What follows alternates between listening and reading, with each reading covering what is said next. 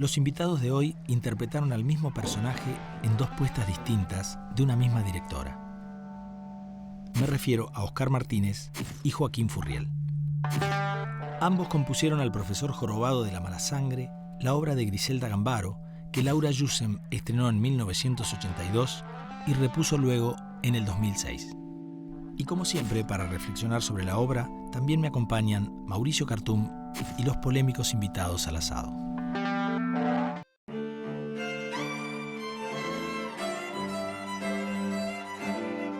Nacida en Buenos Aires en 1928, Griselda Gambaro es hoy considerada una de las escritoras y dramaturgas más importantes que ha dado nuestro país.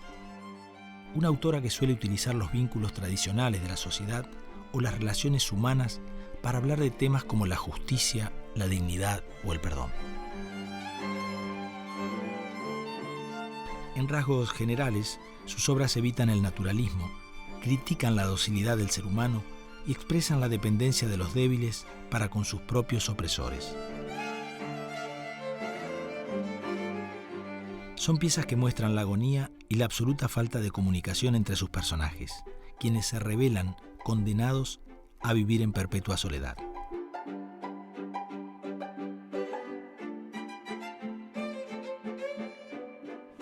La joroba se hizo con un negativo y un positivo, ¿viste? Como se hace una nariz o se hace... Con látex. Con látex de yeso, pero era un látex así. Y de color de mi piel, era impresionante. La gente quería que era de verdad. O sea, que cuando te sacaba la ropa, en la escena te sacaba Yo la me ropa, sacaba, se veía. la vas a ver en una de las fotos, se veía, claro, se veía. Y él la tocaba y todo, ¿viste? ¡Qué asco!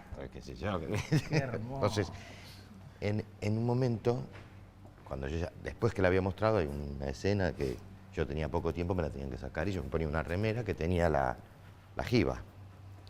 Una remera debajo de la camisa. Al cabo de pocas funciones, como eso iba con una cinta de doble faz de este ancho, de pegamento de los dos lados. La piel. Cuando me quedó roja, entonces era una tortura sacarla.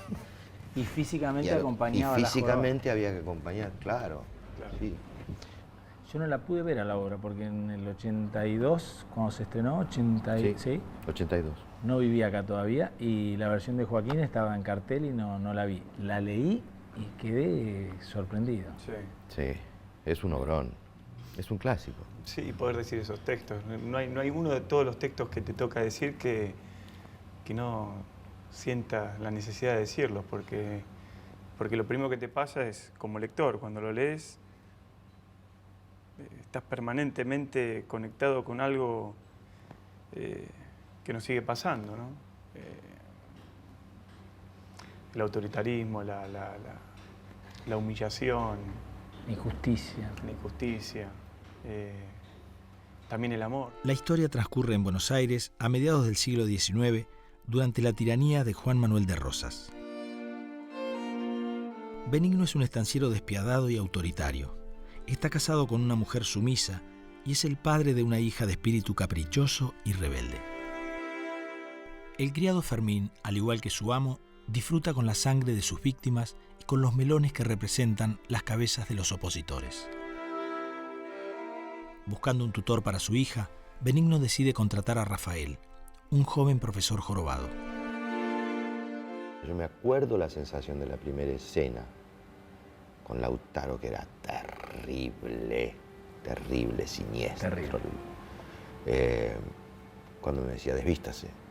¿Qué? Se desvista. Quiero ver la joroba. Era tremendo. Los segundos, Cuando ¿no? terminaba La pausa esa con escena, como yo tenía la certeza de que al público lo tenía acá en el bolsillo. Y te sacabas así... No, tenía una camisa, entonces de un solo lado, la camisa quedaba colgando y se veía la joroba. Y estaba muy bien hecho, de verdad era impresionante. Y era a tal punto, ¿verdad?, que la gente, yo me acuerdo cuando finalmente creo que yo me sacaba un poco así una mano que yo y Lautaro hacía así, la agarraba así la camisa y la corría y quedaba, la gente decía, ¡oh! Porque impresionaba. Sí. Y componían con el cuerpo... Esto que estoy haciendo ahora, me acuerdo que era en la postura en la que estaba prácticamente en toda la obra.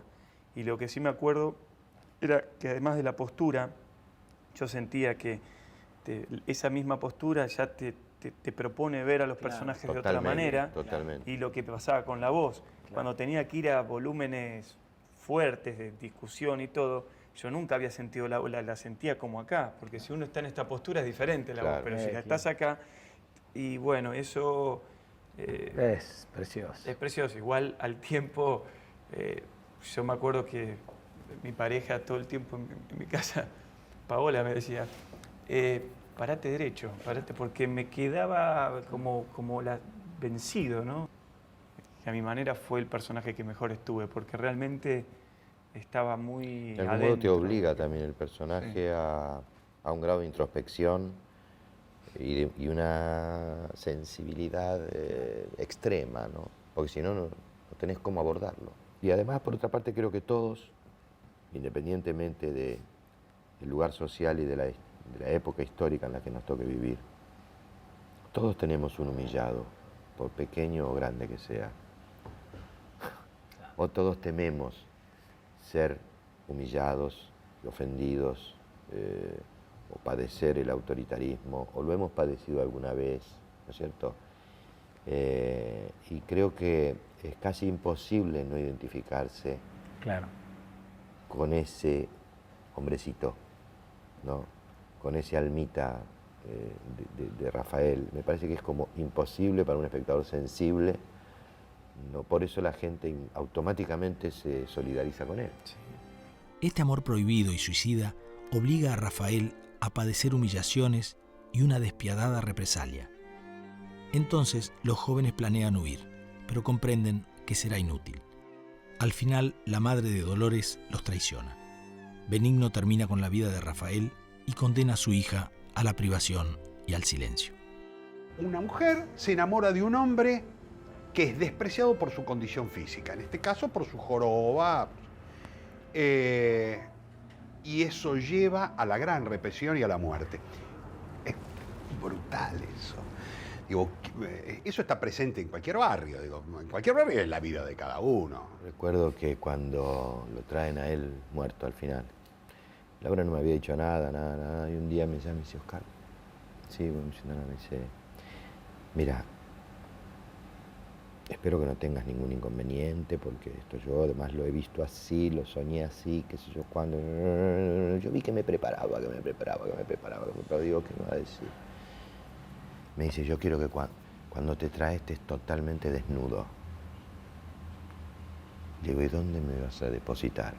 Me dice, acá adelante. Entonces el Pato tenía que entrar desde el fondo del escenario, un fondo, digamos, no era tan profundo el Olimpia, y depositarme en el proscenio al límite, o sea que el espectador estaba acá. Y yo le dije, no, si querés que yo esté muerto de verdad, no me pidas eso. No me pidas eso, no puedo, no me animo. Cuando los gobiernos censuran la libertad de expresión, los artistas siempre encuentran formas metafóricas para referirse al momento histórico que están viviendo. Así lo hicieron Charly García con una canción como Los Dinosaurios, o Quino desde algunas viñetas de Mafalda, y muchos de los humoristas que participaron en la mítica revista Humor. En teatro, uno de los mejores ejemplos de esto quizás sea La mala sangre, de Griselda Gambaro. La obra fue estrenada en el Teatro Olimpia, a fines de la última dictadura. El edificio en donde se encontraba la sala, en Sarmiento al 700, hoy en día es un lugar semi-abandonado. En 1977, el gobierno militar había prohibido su novela Ganarse la muerte por encontrarla contraria a la institución familiar y al orden social. 2 meses más tarde, Gambaro se exiliaba en Barcelona. Su regreso 3 años después a un país que aún se encontraba bajo régimen militar la obligó a camuflar los temas de sus obras para poder sortear la censura. Movida por esta imposibilidad, Gambaro decidió ambientar la obra durante la época de Rosas y propuso una escenografía y un vestuario en los cuales el rojo era el color dominante. Pero aunque el texto no hablaba explícitamente de la dictadura, la puesta de ese entonces terminó sufriendo amenazas y otros hechos de violencia. ¿El silencio grita o cuál Exacto. Yo callo, pero el silencio grita. es? Mirá, los viejos cómicos de Ayub decían una cosa, que es que para ver cuando le daban una obra para que la haga, lo que decían es, lo primero que hacían es, le leían la primera página, le contaban cuántas carillas tenía y leían la última. Y de eso sacaban la ecuación de si era buena o no. Claro, tipo que hacían 300, 500, 1000 obras en su repertorio. Y entonces yo digo, cualquiera que abra La mala sangre en la última página y lea lo que se llama, algún autor decía, las 10 palabras de oro. A mí me gusta mucho, a mí me gusta que las obras terminen con las 10 palabras de oro. Yo callo, pero mi silencio grita. Carajo, es como decir... La vamos a tener que hacer. Es como decir, aplicarlo a todo, aplicarlo a la vida, pero aplicarlo a la sociedad. La sociedad, yo me callo, pero mi silencio grita. No hay Está bien, vos ganaste, vos tenés el poder, pero vos vas a ver lo que va a hacer este silencio. Y ahí uno empieza a pensar en las marchas del silencio, uno empieza a pensar en los silenciados, uno empieza a pensar en el que calla y un día estalla. Y uno empieza a entender entonces por qué en el buen teatro hay literatura dramática.